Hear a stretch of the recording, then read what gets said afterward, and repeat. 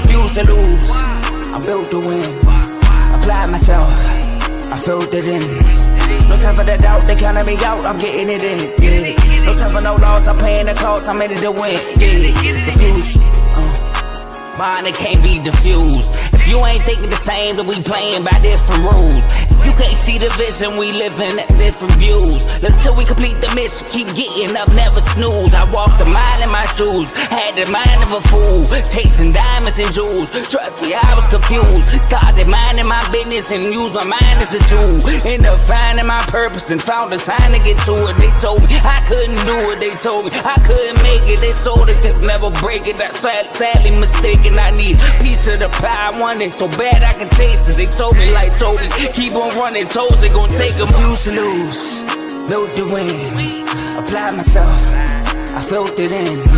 No time for the doubt, they counting me out, I'm getting it in. Yeah. No time for no loss, I pay for the cost, I'm winning to win. Yeah. Refuse to lose, I'm built to win. Apply myself, I filled it in. No time for the doubt, they counting me out, I'm getting it in. Yeah. No time for no loss, I'm paying the cost, I'm in it to win. Yeah. Refuse.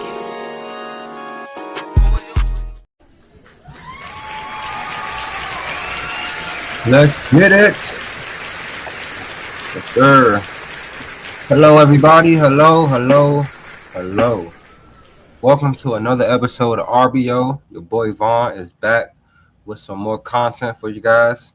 Before we get started, how's everybody doing today? Hope you're having a good day. If you're in the South, hopefully them storms aren't too bad for you. And if you're up north with me, hopefully that sun ain't killing you. But before we get started, like, subscribe, and share this video with anybody that's an NBA fan, WNBA fan, or just a basketball fan in general. We do give daily content just on different basketball topics. Currently, we're in the Western Conference and the Eastern Conference Finals of the NBA playoffs, so it's a hot time, especially for the NBA. Today, we're going to discuss that choke job that the Cavs did last night in Madison Square Garden. Wow. Who didn't expect that? Also, before we get started, down low, there's a link to become a member. You can join the R2L family. We have live chats on Instagram where you can talk, you can debate. We discuss the game live while the game is on. You get live debates, you get live updates. You hear the news first in the chats before you see it on ESPN. Also, we have a lot of different shows that are on the R2L network, and they're also linked down low below. So also check everybody out. We have a baseball show, we have a football show, boxing, college, a little bit of everything. So make sure you definitely check that out as well. But let's go ahead and jump right into the topic. The Cavs choking away game one. This game was very interesting, if I must say. Very entertaining. It's quite nice to have, both of the conference final games, game ones, go to overtime. I mean, who doesn't want to see more basketball? So the Knicks ended up coming out victorious in overtime, 115-104 against the Cleveland Cavaliers. Donovan Mitchell finishes with 29 points, 5 rebounds, 3 assists. James Harden chipped in 15 points, 4 rebounds. And then you have Evan Mobley with 15 points and 14 rebounds. Jared Allen gave him 10, 7 rebounds. And Dean Wade also gave him 10 and 5. So everybody scored in double digits, with James Harden leading the way. On the Knicks side, you had the same thing. Starting 5, definitely everybody chipped in and gave double digits. We have 38 from Brunson, who went nuclear in the fourth quarter. 5 rebounds and 6 assists. Bridges with 18 points, 5 rebounds, 1 assist. I must say, Bridges, you played a really good game yesterday. I was very impressed. 13 points from Josh Hart, 7 rebounds, 4 assists. Then you get 13 and 5 from Karl-Anthony Towns. He did have 7 turnovers, which he definitely has to clean that up. And then you have 13 and 5 and 2 from OG Anunoby, who recently just returned back from injury. Now, this game started off with, you had Cleveland jumping out in front. And then the Knicks battled back. It was a pretty close game until halftime. The Knicks ended up going down at halftime. And in the third quarter, the Cavs went up about 20 points. Everyone thought that the game was over for the Knicks. Even I did. The way that Donovan Mitchell was just attacking, he looked unstoppable in the first 3 quarters, finishing with 26 points in the first 3 quarters. Very alarming. I know he ended with 29. It was quite interesting to see Donovan Mitchell not be as aggressive later in the game. He started off attacking, not just looking for his shot, but looking to get guys involved. And I think that when the team got up, they started to rely on the three. If you look at the numbers, the team stats, the Cleveland Cavaliers went 16 from 50 from the three-point line. They put up 53s, while the Knicks only put up 32 and hitting 10. So when you know how, if you know me, you know how I feel about jacking up a lot of threes. If you make them, cool. But if you miss, it leads to long rebounds, which allows teams to get out on the break. And when you're up, per se, that's not the best shot to be taken. I mean, if you're wide open, take it. But when you're up and you're winning, you're supposed to attack the basket, put more pressure on the defense, make them have to stop you, not giving them easy breaks by taking threes. I thought Evan Mobley played a good game early on. He did fizzle out. So did the whole team. Now, the story of this game is the two stars for the Cleveland Cavaliers, and that's Donovan Mitchell and James Harden. Donovan Mitchell, I must say, like I said, he had 26 points throughout the first 3 quarters, and then in the fourth, he just fizzled away. In the fourth quarter, Donovan Mitchell went 1 for 4, went 1 from 6, my apologies, only had 3 points. Then Harden went 1 for 4 for 6 points, and then Evan Mobley went 1 for 3 with only 3 points. So out of your stars, you only got 12 points in the whole fourth quarter, which the Cavaliers ended with 18 points.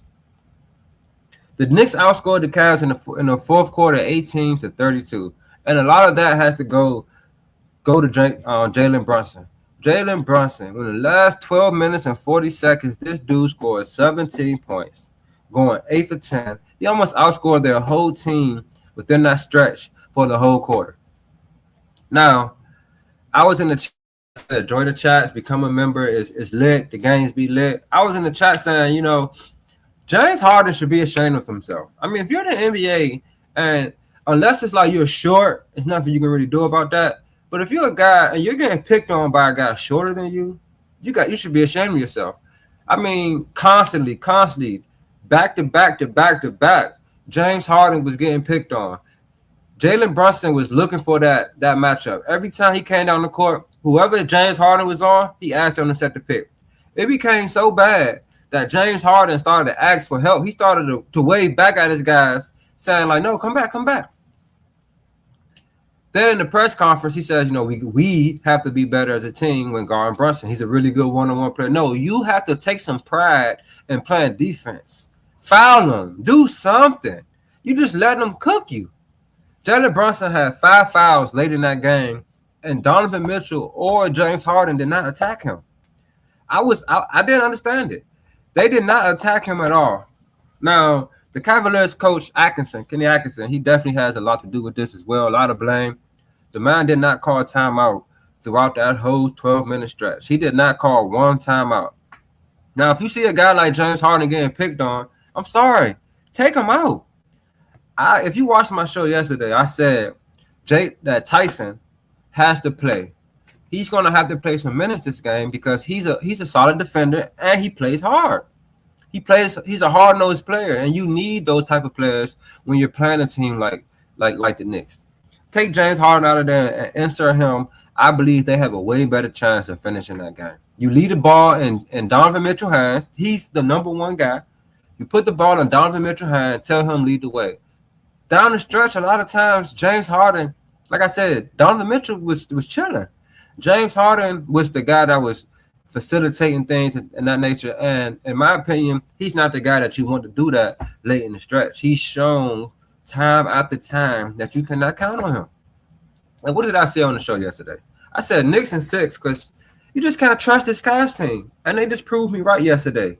Evan Mobley, I felt like you started to drift away to the three-point line again. Dude, you're 7 feet, bro. Go down low. Get a bucket. Be a force. I challenge you to do that in the last series, and you stepped up. I believe you can do it again. Now, I want to give a shout out to Brunson, and I want to say this.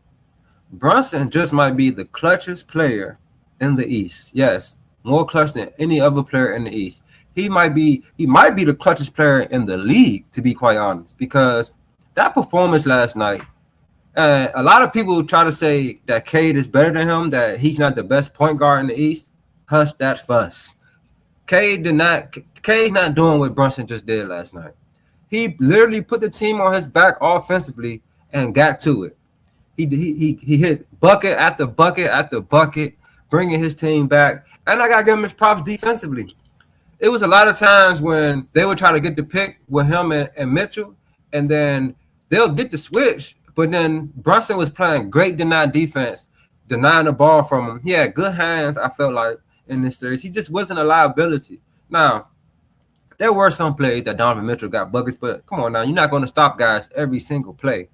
So big shout out to Jalen Brunson, man. He definitely balled out. And shame on Mitchell and shame on Harden. Harden is the number one culprit, in my opinion, because if you're getting picked on like that, you got to bring something to the table. And I felt like he didn't really bring much to the table yesterday. Finishing with just 15 points and his field goal percentage, he shot, let's see, we got it right here. 5 from 16 from the field, 1 from 8 from the 3. And I felt like that's how the Cleveland Cavaliers lost, Poor coaching. They did not – Atkinson didn't call timeout to sit these guys down, you know what I'm saying, to reel them back in. And Donovan Mitchell, he really disappointed me yesterday. He was really unstoppable early in the game. Nobody can stop him from getting to the basket, to getting what he wants.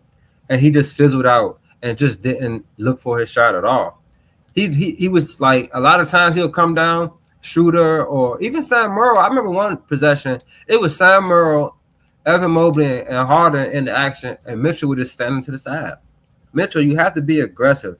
This is your team, bro. I'm going to call you out again, bro. You have to seal the deal. You had it. You like, there's nobody on their team that can really stop him. Like, he was shaking and baking dudes out there. It was bad. He was getting whatever he want. But then that fourth quarter, he definitely fizzled out. Only getting 3 points since the third quarter. In overtime, Mitchell goes 0 for 2. Harden goes 0 for 1. Mobley goes 0 for 3. You got no buckets from your from your 3 stars. And the final 12 that Jalen Brunson dominated against them too, because 3 points between Harden and Mitchell versus 17 points from Brunson by himself, they went 0 from 5 from 3. They settled way too much, didn't attack the basket. And I want to say this about Cat. Cat, y'all got the dub, but you got to get some buckets this game. I mean, this series. You can't just sit back and then you can dime out. This isn't the Hawks. This isn't the Sixers. You have to actually get some buckets this series. So I think the Knicks, they came away, They kind of stole one here, The Cavs choked this one away. They had a chance to take control of the series, but the Knicks are still in the driver's seat. And I might think the Knicks might win this in 5, to be quite honest. I still got the Knicks winning in 6, but I would not be surprised if they go out in 5, to be quite honest. That's all I got for y'all today. Just a quick little rant on Donovan Mitchell and James Harden. Those 2 guys, man, very disappointing. Reminds me a lot of that Detroit Game 6 game when in the press conference, Donovan Mitchell got his hood on and Harden got his head down. You got to step up. You got to deliver. Y'all are in the Eastern Conference Finals, 1 series away from making it to the finals. And I felt like y'all played tougher opponents opposed to when the Knicks played. So y'all should be more battle tested. And y'all are the 2. Donovan Mitchell and Harden has the most playoff experience out of anybody in the East right now. Brunson is probably 3rd, but those 2 guys have had a lot of playoff experience. And they should be able to will this team to victory, especially when you up double digits in the fourth quarter. So we're going to see how they respond tomorrow night.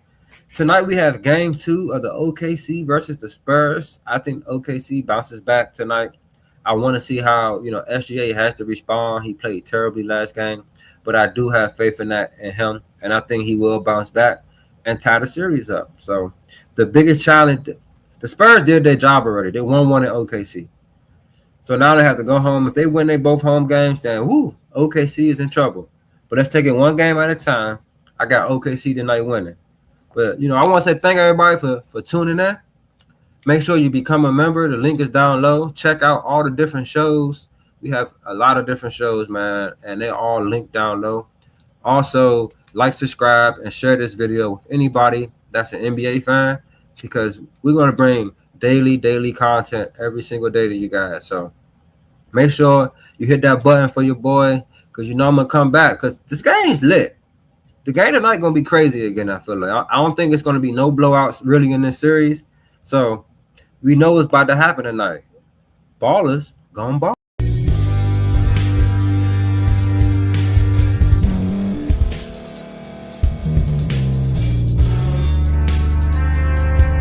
Thank you for staying to the end. If you're watching this on YouTube, please like this video, subscribe, and also hit that notification button so you can be notified next time we put out a video. If you're listening on any podcast platform, subscribe and hit that notification button, y'all, so you can be notified we put out another podcast audio.